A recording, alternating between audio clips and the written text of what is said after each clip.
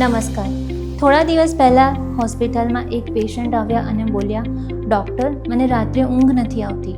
પથારીમાં 2 થી 3 કલાક સુધી પડખા લેવા પડે છે અને સવારે ઉઠું છું તો લાગે છે કે બોડી રેસ્ટ જ નથી લઈ રહ્યું.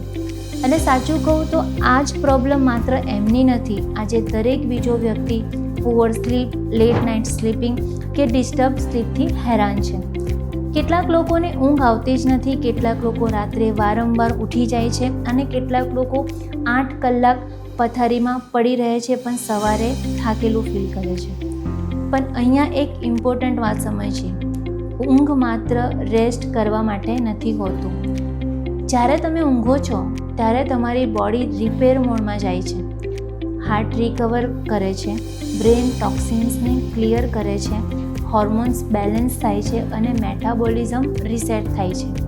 એટલે પુઅર સ્લીપનું અસર માત્ર એનર્જી પર નથી થતી પણ ડાયાબિટીસ, ઓબેસિટી, બ્લડ પ્રેશર અને હાર્ટ હેલ્થ પર પણ પડે છે. હવે પ્રશ્ન આવે છે કે ઊંઘ ખરાબ કેમ થાય છે? સૌથી મોટું રીઝન છે મોબાઈલ ફોન્સ અને સ્ક્રીન. આજે ઘણા લોકો સૌથી પહેલાં 30 મિનિટ માટે ફોન ઉપાડે છે અને પછી 2 કલાક સુધી રીલ્સ જોતા રહે છે. મોબાઈલ સ્ક્રીનમાંથી નીકળતી જે બ્લુ લાઇટ જે છે એ મેલાટોનિન હોર્મોનને સપ્રેસ કરે છે. મેલાટોનિન એ જ હોર્મોન છે જે બોડીને સિગ્નલ આપે છે કે હવે સૂવાનો સમય થઈ ગયો છે. એટલે late night mobile use sleep ક્વોલિટીને ડિરેક્ટલી અફેક્ટ કરે છે. બીજું રીઝન છે સ્ટ્રેસ.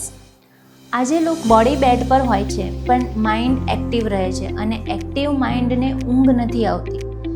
ત્રીજું રીઝન છે લેટ નાઇટ હેવી ડિનર. રાત્રે ઓઇલી, સ્પાઇસી કે હેવી ફૂડ ખાઈને તરત જ સૂઈ જવાથી ડાયજેશન અને સ્લીપ બંને અફેક્ટ થાય છે. ઘણા લોકો એસિડિટી અને બ્લોટિંગના કારણે પણ પ્રોપર ઊંઘ નથી લઈ શકતા. હવે પ્રશ્ન આવે છે કે ઊંઘ નેચરલી કઈ રીતે ઇમ્પ્રૂવ કરવી? સૌથી પહેલો રૂલ છે સ્લીપ ટાઈમિંગ ફિક્સ કરો. રોજ અલગ અલગ સમયે ઊંઘવાથી અને ઉઠવાથી બોડી ક્લોક ડિસ્ટર્બ થઈ જાય છે. ટ્રાય કરો કે રોજ એક જ સમયે ઊંઘો અને એક જ સમયે ઉઠો. બીજો રૂલ છે ઊંઘતા પહેલાં ઓછામાં ઓછા 1 કલાક પહેલાં મોબાઈલ, લેપટોપ અને ટીવી બંધ કરો. આ હેબિટ એકલી સ્લીપ ક્વોલિટીમાં મોટો ફરક લાવી શકે છે. ત્રીજો રૂલ છે ડિનર હલકું રાખો અને ડિનર અને સ્લીપ વચ્ચે ઓછામાં ઓછું 2 થી 3 કલાકનો ગેપ રાખો. ચોથો રૂલ છે કેફીન કંટ્રોલ કરો. સાંજ પછી એક્સેસિવ ચા, કોફી અને એનર્જી ડ્રિંક્સ અવોઇડ કરો. ઘણા લોકો અનનોઇન્ડલી કેફીનના કારણે પોતાની સ્લીપ ખરાબ કરી રહ્યા હોય છે. હવે વાત કરીએ કેટલીક સિમ્પલ યોગિક પ્રેક્ટિસની જે સ્લીપ ઇમ્પ્રૂવ કરવામાં હેલ્પ કરી શકે છે. સૌથી પહેલાં છે અનુલોમ વિલોમ પ્રાણાયામ. માત્ર 10 મિનિટ અનુલોમ વિલોમ નર્વસ સિસ્ટમને કામ કરવામાં મદદ કરે છે. બીજું છે ભ્રામરી પ્રાણાયામ. એનાથી માઇન્ડ રિલેક્સ થાય છે અને સ્ટ્રેસ હોર્મોન્સ ઓછું થઈ શકે છે. ત્રીજું છે યોગ નિદ્રા કે ગાઇડેડ રિલેક્સેશન.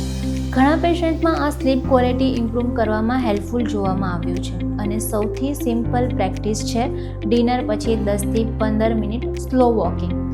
આ ડાયજેશન અને સ્લીપ બંનેને સપોર્ટ કરી શકે છે.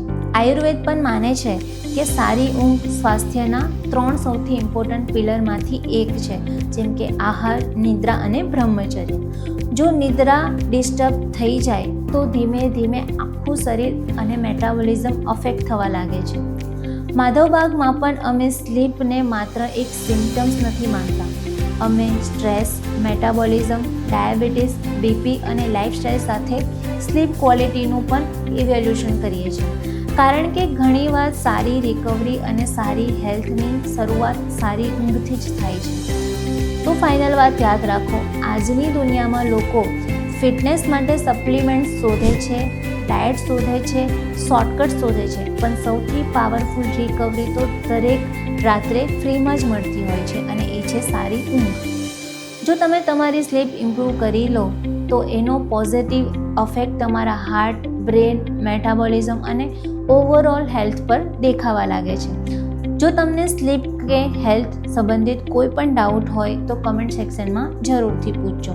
અને જો તમે તમારી ઓવરઓલ હેલ્થને નેચરલી ઇમ્પ્રૂવ કરવા માંગો છો તો તમારા નજીકના માધવબાગ ક્લિનિક કે હોસ્પિટલની મુલાકાત જરૂર લો. ધન્યવાદ.